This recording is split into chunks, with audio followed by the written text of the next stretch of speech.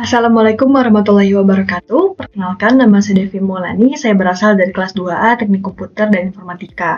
Di sini saya akan sedikit menjelaskan mengenai tugas besar pemodelan data, yaitu tentang ontologi silsilah dinasti. Sebelum kita masuk pada bagian uji coba dan juga testing di dalam Protiji secara langsung, di sini saya akan menjelaskan secara umum tentang aturan apa saja yang ada dalam tugas besar pemodelan data kali ini. Oke, jadi secara garis besar, aturan kekerabatan dan batasan hukum yang tertuang di dalam dokumen tugas besar ini meliputi pembagian jenis kelamin, biologis, kemudian aturan pernikahan sah dan poligami, kemudian penelusuran tugas otomatis garis keturunan secara vertikal, baik antara leluhur dan keturunan, kemudian serta inferensi hubungan kekerabatan lateral, seperti paman, bibi, dan juga sepupu kandung. Nah, kemudian, selain hukum kekerabatan itu, di dalam tugas besar pemodelan data ini juga mensyaratkan adanya sistem pengaman otomatis untuk mendeteksi pelanggaran hukum adat seperti larangan pernikahan sedarah. Kemudian adanya pembatasan hak waris yang maksimal 50% bagi keturunan hasil pernikahan sepupu. Kemudian, hingga pemodelan multi-dimensi klaim aset dinasti menggunakan teknik reification yang nantinya akan kita uji cobakan di skenario selanjutnya. Nah, seluruh aturan ini sudah saya implementasikan di dalam Protiji agar nantinya reasoner itu dapat melakukan pengecekan legalitas secara mandiri dan juga otomatis. Nah, untuk melakukan uji cobanya, di sini saya membagi menjadi 3 bagian utama, yaitu yang pertama di sini saya nanti akan menjelaskan mengenai inkonsistensi yang terjadi dalam praktik Protiji ini. Kemudian yang kedua yaitu tentang uji coba reification yang sudah tadi saya sebutkan sebelumnya, itu nanti akan diuji cobakan secara langsung di Protiji ini. Kemudian yang ketiga itu tentang eksplorasi mandiri menggunakan description logic di dalam Protiji ini. Oke, tanpa berlama-lama langsung saja kita masuk kepada bagian yang pertama terlebih dahulu.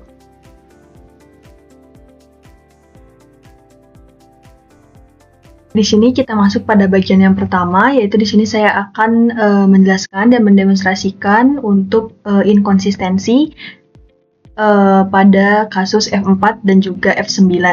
Nah, sebelum masuk pada penjelasan utamanya, di sini saya akan menjelaskan beberapa bagian penting yang sudah saya kerjakan, yaitu di sini ada pembagian kelas, objek properti, kemudian data properti, dan juga individuals. Nah, di sini saya juga telah menyusun sebuah kelas hierarki yang nantinya akan berperan di skenario-nya masing-masing. Ada aset, claim status, family member, kemudian di sini juga terdapat subclass consequentious offspring.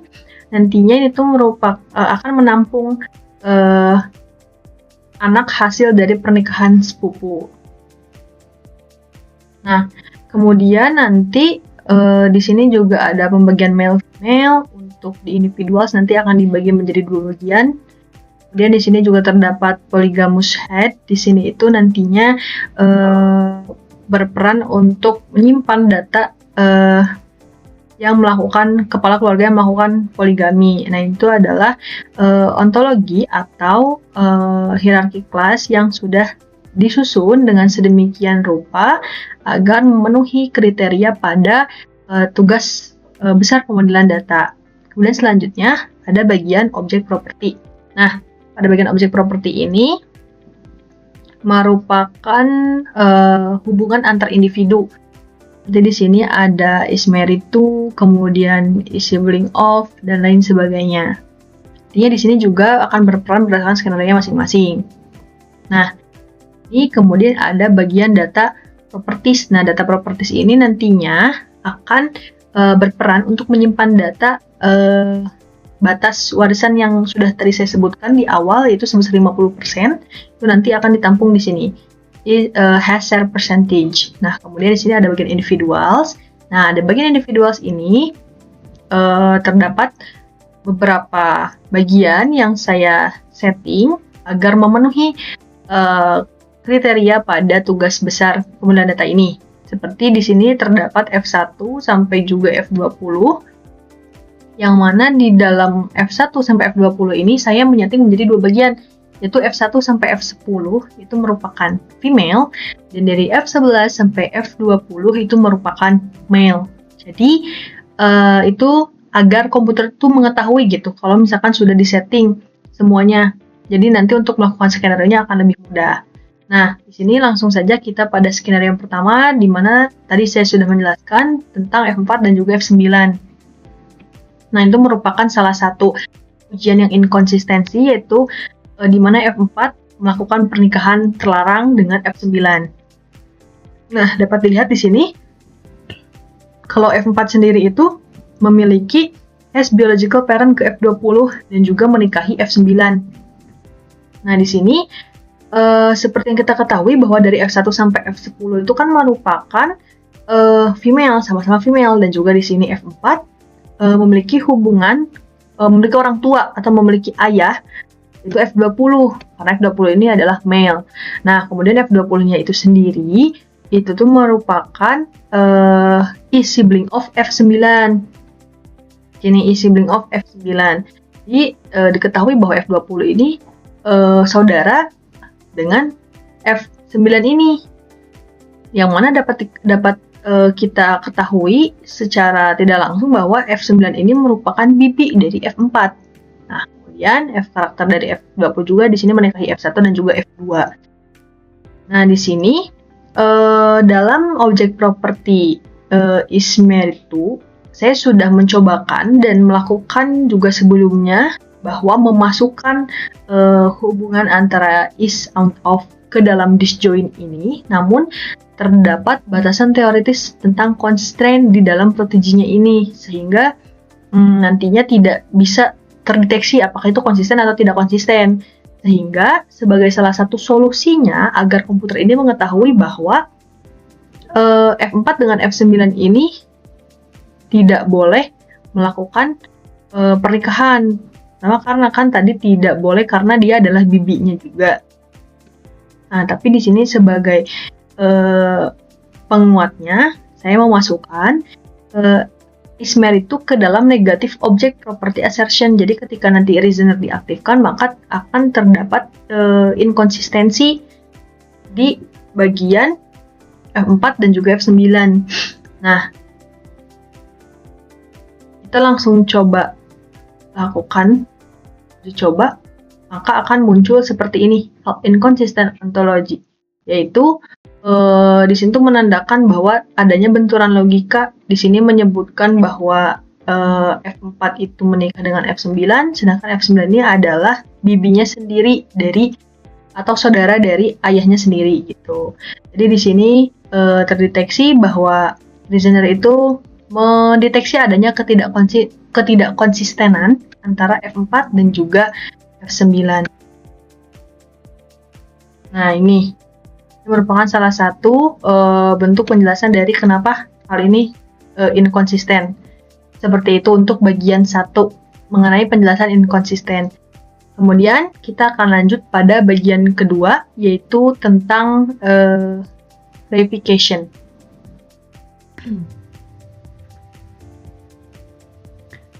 Baik, kita langsung masuk pada bagian yang kedua, yaitu pada bagian yang kedua ini, di sini terdapat keterangan bahwa untuk mencari seluruh anggota keluarga berstatus polygamous head yang memiliki anak dengan klaim waris berstatus disputed di atas 30%.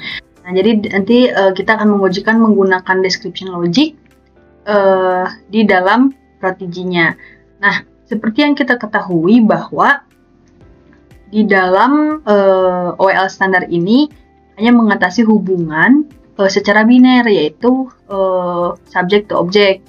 Nah, tetapi di dalam kasus kita kali ini di sini tuh mengharuskan gitu menghubungkan antara satu individu, ahli warisnya siapa yang berhak atas warisan tersebut, kemudian kita juga harus tahu statusnya, kemudian juga di sini ada data propertinya, berapa persen share percentage-nya. Jadi itu banyak yang harus dihubungkan. Oleh karena itu, di sini dalam dokumen juga menyebutkan bahwa menggunakan inheritance claim yang merupakan kelas penengah yang bisa mengikat semua ketentuan-ketentuan yang sudah disebutkan di dalam dokumen tugas besar tersebut. Nah, di sini saya juga sudah membuat objek konkretnya, yaitu klaim F14. Nah, di sini juga terdapat keterangan atau karakteristik dari si klaim F14 ini, yang mana memiliki hash aset tanah kerajaan 01, kemudian hash claimernya F14, kemudian hash statusnya disputed, karena kan tadi di dalam soal juga disebutkan ya bahwa statusnya itu adalah disputed atau bersengketa. Kemudian hash percentage-nya adalah 35%, karena tadi di dalam ketentuan itu di atas 30%, jadi di sini saya memasukkannya 35%. Nah, ini adalah dalam klaim F14 ini berhasil gitu untuk menyatukan berbagai ketentuan-ketentuan yang terdapat pada soal. Nah, untuk melakukan uji cobanya, di sini tuh saya sudah menyiapkan description logiknya, yang mana untuk description logic ini sendiri menghasilkan sebuah hasil running, yaitu F20. Nah, untuk query-nya ini sendiri itu tuh dimulai dari dalam terlebih dahulu, yang mana nantinya akan mencari hash status dengan status disputed ini, kemudian nanti akan kembali keluar siapa yang memiliki status disputed pada hash claimer. Jadi dia nanti akan mengarah pada anggota keluarga mana siapa yang memiliki status disputed. Nah, kemudian nanti ketika dia sudah menemukan anggota keluarganya siapa, jadi nanti dia akan menemukan nih F14 memiliki status hash disputed ini. Nah, kemudian dia akan keluar ke sini, kemudian dia akan melihat dari F14 ini memiliki hash biological parent siapa gitu. Nah, karena kan bisa dilihat ya di sini juga F14. Nah, F14 ini memiliki hash biological ke F20. Jadi di sini ketika dia diketahui hash biological ini adalah F20, kemudian dia akan melakukan inverse. Nah, maksud inverse itu adalah bergerak dari anak orang tua. Jadi nanti dia akan menyisir dari anak orang tua siapa yang pairnya itu F14 ini, yang pairnya F20. Jadi dia akan mencari F20 dan akan mencari tahu dia itu adalah polygamous head apa bukan. Jadi merupakan kepala keluarga yang melakukan yang melakukan poligami. Nah, kalau misalkan dilihat di sini, kalau misalkan kita pastikan, nah F20 itu sendiri memang menikah dengan F1 dan juga F2. Jadi sudah terbukti secara langsung bahwa F20 ini merupakan anggota keluarga yang memiliki status polygamous head dengan memiliki anak dengan klaim waris berstatus disputed tadi di atas 30%. Ya, di atas 30%, karena tadi kan saya menyetingnya itu adalah 35%. Nah, seperti itu. Itu adalah untuk skenario atau untuk bagian yang kedua. Jadi ketika saya memasukkan query ini di dalam DL query, maksudnya memasukkan description logic ini di dalam DL query akan menghasilkan F20. Jadi F20 ini sudah terbukti bahwa dia itu merupakan orang tua dari F14 yang memiliki ketentuan sesuai dengan yang disebutkan pada soal. Selanjutnya kita akan masuk kepada bagian yang terakhir, yaitu bagian yang ketiga tentang eksplorasi mandiri. Kemudian selanjutnya itu adalah skenario mandiri. Nah, di sini saya sudah menyiapkan skenario yang saya buat sebelumnya, yang sudah saya rancang sebelumnya, yaitu di sini saya akan mencari siapa saja anggota keluarga di dalam dinasti ini yang lahir dari pernikahan sepupu atau masuk kelas consanguineous offspring yang saat ini ternyata memiliki kontrak klaim aset dengan status bermasalah atau disputed. Nah, jadi status ininya tetap saya bawa, cuma nanti saya ingin mencari tahu gitu pernikahan antar sepupu yang nantinya akan masuk ke dalam kelas consanguineous offspring ini. Nah, kemudian di sini saya melakukan setting untuk kasus F14 ini saya menggunakan F14 di sini. Nah, karena di sini F14 ini memiliki biological parent ke F20, kemudian di sini F20 itu sendiri, di sini saya sudah mencoba untuk menambahkan is cousin of F1, yang mana berarti artinya F20 dengan F1 ini merupakan pernikahan sepupu.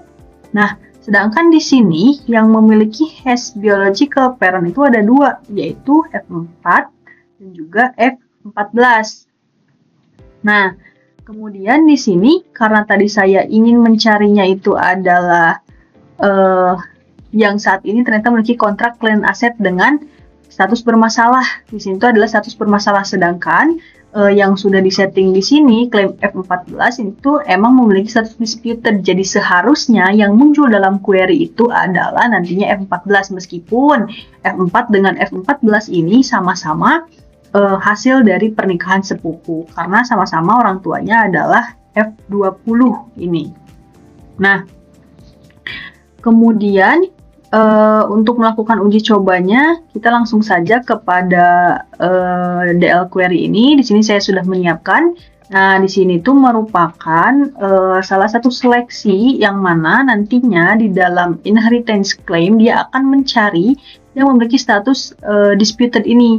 Kemudian akan dicari juga kepemilikan anggota keluarga itu siapa yang memiliki status disputed, yang mana di sini bisa dilihat bahwa untuk entitas klaim F14 ini adalah kepunyaan dari F14 ini. Sudah diketahui bahwa sudah disetting dari sebelumnya juga bahwa